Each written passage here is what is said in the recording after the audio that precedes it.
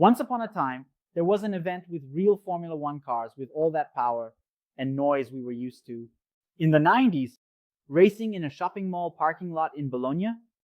Yes, that's right, you heard it. Just a few meters away, there were cars from Jordan, Lotus, Andrea, Moda, Minardi, and Osella. A beautiful sight to see. Yes, that happened, and it was the pure essence of the old Formula One. And you are, of course, in Small Great Stories. Every week here on Splash and Volvo. Do you already know a little story about Formula One or not, as long as it's quick and cool to tell and nice to know? Let's go.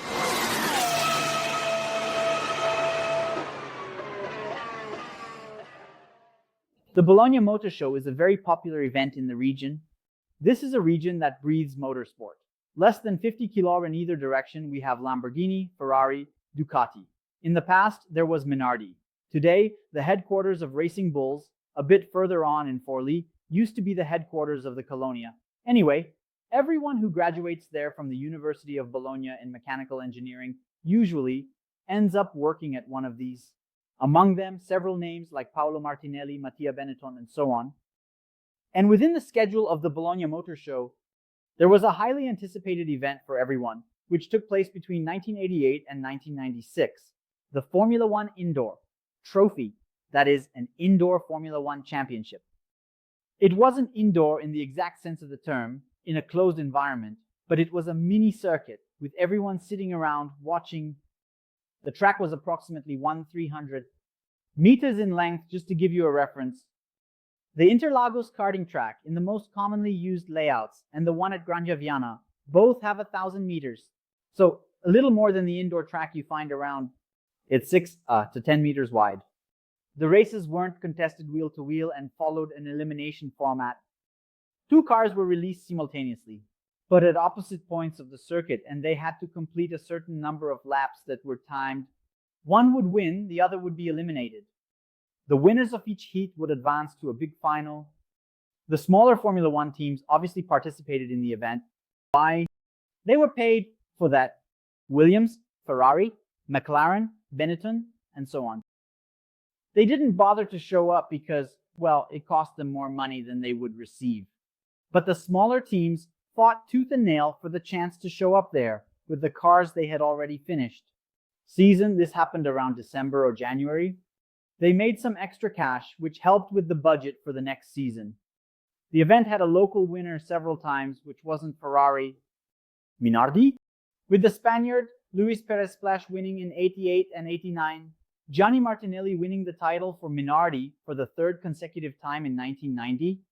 In 91, Gabriele Tarquini with Fondmetal, and in 92, Johnny Herbert with Lotus, signaling the way low down because Lotus was already following that season. In 93, Rubens Barrichello won with Jordan-Hart. If the editor manages to get the footage from 93, congratulations to him. I have seen Christian with the 93 car at some point, but I've never seen footage of Barrichello. Next time I run into him, I'll ask.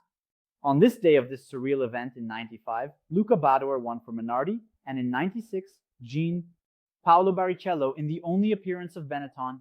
The event provided a rare opportunity for fans to get closer to the Formula One cars and the teams, with the drivers away from the neurotic atmosphere of pressure and worry of a normal Grand Prix weekend.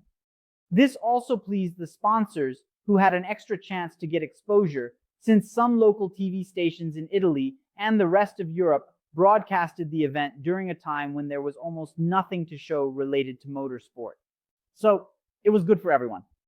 For the organizer, for the teams, for the TV stations, and for the sponsors. In 1996, the event was discontinued, and within the Bologna Motor Show, a Formula 3000 championship started to exist. Obviously, it doesn't have the same appeal as Formula One cars driving in a shopping mall parking lot. Let's face it, it's really cool. If I had the chance to see that close to home, no doubt I would. And the footage, wow.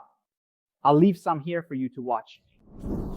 And unfortunately, we're starting the second lap of this first quarterfinal of the 5th trophy around Formula One with Johnny Herbert clearly in the lead. After the test, you saw in the opening with Alboreto against the framed car, now Alboreto in Dallara.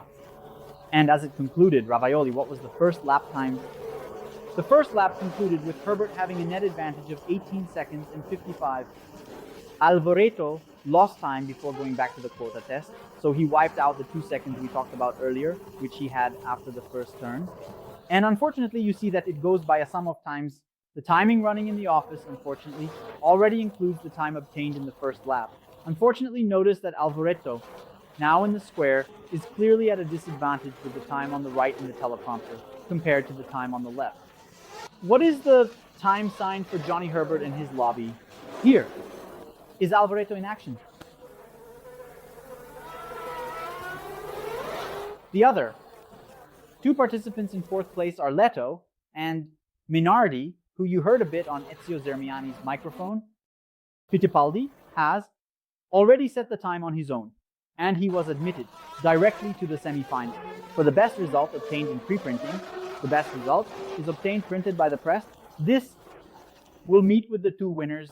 Winner meets two. So that was just another little story from Splash on Go on YouTube. I hope you all enjoyed it. Leave a like. It's free. It doesn't cost anything. You know, it really helps the channel a lot. Break this for me. Break this for us. And don't forget to share your hype with us too. This new tool from YouTube is for you to show them, for the algorithm that likes this video, that likes this channel, that likes our work. This helps us a lot. Leave it. To keep growing in Galop, as has been happening in the last few months, cool. To receive notifications for each of our videos, we have channels on Telegram, WhatsApp, and now the new broadcast channel on Instagram. All these links are down here. The handles are coming up here. Anyway, but not least, I invite you to follow us on our social media, Instagram, Twitter, Threads, and TikTok, where there's content all the time. The handles are coming up here. Cool. So that's it. Thanks, and a big hug.